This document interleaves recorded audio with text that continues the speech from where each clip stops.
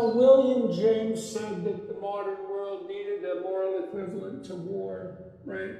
He investigated the religious realm very, very deeply, and this, I think this was in the varieties of religious experience, and that really had an effect on me, because I think that you need something akin to an existential threat in order to set you straight. I think there's some truth to that. Yeah. You know, it's sort of like if it's a, let's say if it's a spoiled child that where everything, who gets, that kid gets everything he or she wants, and you have sort of a Veruca Salt situation. Right. And then writ large, that is a civilization that is prosperous also, where people get everything they want. I think it's the right way to think about it developmentally and neuropsychologically, because maturation itself consists of two processes, let's say.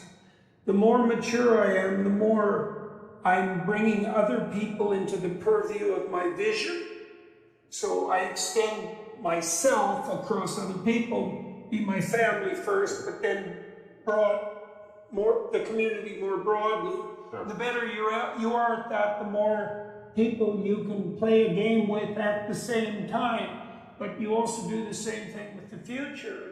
That's actually, as far as I can tell, what the cortex is for. It's to move you away from primordial hedonistic motivation to this more inclusive sense of future and community, right? And that's a higher order self. Yeah. And so the default would be immaturity, and wealth can obviously facilitate that. And maybe it's partly because, okay, so you're a very wealthy man, you could give your children anything they ever asked for. Okay, so why not do it? Why not every time they ask for something, why not just deliver it? You know, there's some wisdom that comes through the ages that you don't want to have someone be a spoiled brat. And why do you think giving people everything they want exactly when they want it necessarily produces that? Because it seems to. I think it almost always is. Okay, you had a rough childhood. Yeah. Yeah, like rough and tumble, rough childhood. Plenty of fights, and a father who was a difficult creature to content. Difficult. Okay, good for you. And are you grateful for it, or are you unhappy about it? Well, I guess you never know the things that really made you who you are today. So, at the end of the day, am I on net grateful for my life? I am. And perhaps even for the hard things. Because those hard things, I learned from them. What did you learn? I mean, I read your biography. It's not an autobiography. No, it's not. No, definitely not. I would tell it in a different way than Isaacson, because Isaacson, who I think is an excellent biographer, is nonetheless looking at things through his lens, and wasn't there at the time. Right, of course, of course. Well, one of the things that stood out for me too, though, from that, and I would like your comments about this, was the rough details of your childhood. A lot of physical altercations, and a lot of, I don't know exactly how to altercations. I mean, I was almost beaten to death within an inch of my life at one point. Right, that counts. Yeah. That definitely counts as a physical just a few blows here and there. Yeah. So what did that? Okay, why aren't you bitter about that? Because that's a pathway that people take. I think that there are one can take, and often people do take,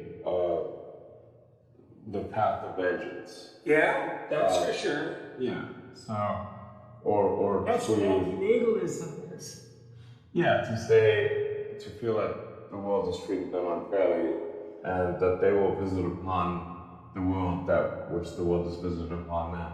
Mm-hmm. And so, and justify it by recourse to the reality of their own suffering, exactly. which is often intense, right?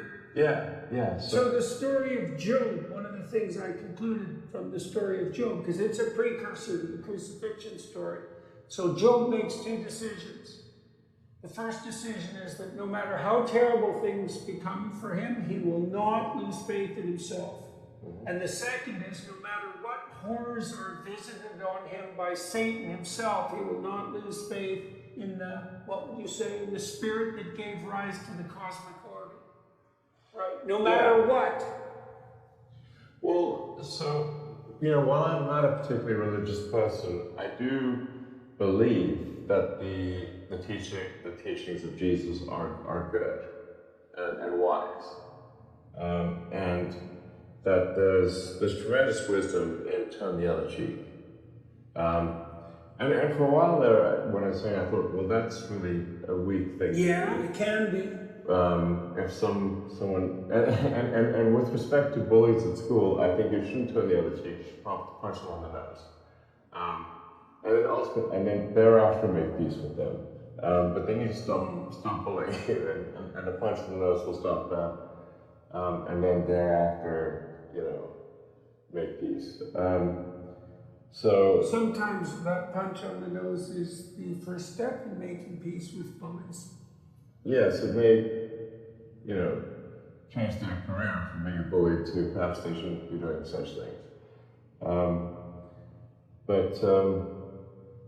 I think there's anyway. So I think this notion of forgiveness is important. I think it's essential because if you don't forgive, then as I forget who said it, but an eye for an eye makes everyone blind. If you're going to seek vengeance and you have this never-ending cycle of vengeance.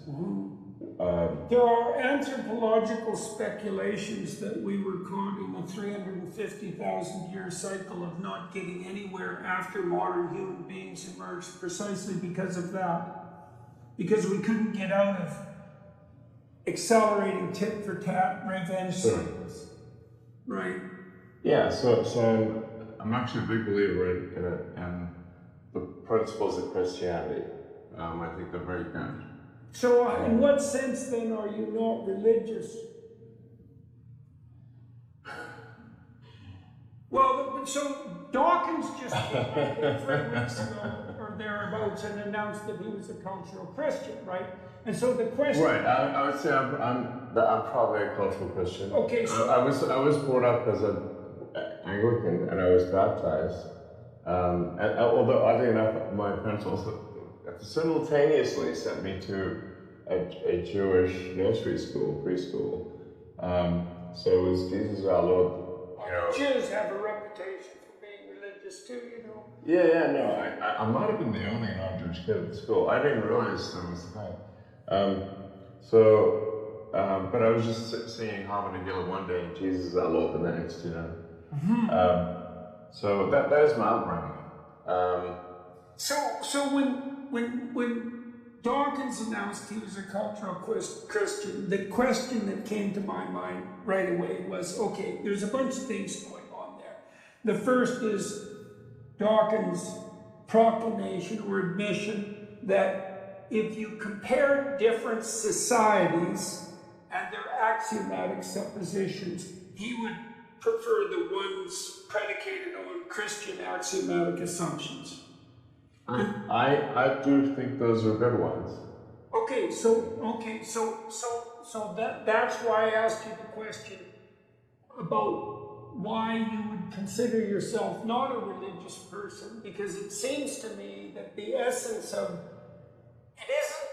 it isn't the statement that you abide by a particular Protestant creed, let's say. It seems to be much more akin to the notion that you believe that this set of axiomatic presuppositions is like the pronatalist presumption. It's correct, like it's not correct. It's going to lead to a better society, a society I think that we would prefer to be. If you say what will result in the greatest happiness for humanity, considering not just the present but all future humans. Happiness or meaning? Well, Which would you pick? personally, I'd pick me because for me, meaning leads to happiness. But I think that's Right, but the reverse is necessarily the case.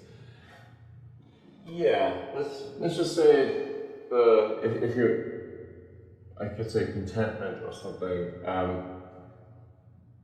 But I think if a set of principles is likely to lead to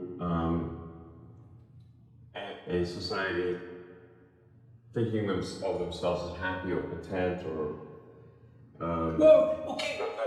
then you want to the principles that lead to the most amount of happiness over time, Yeah. not just the Yeah. present. Yeah. Are That iteration element's important. yeah,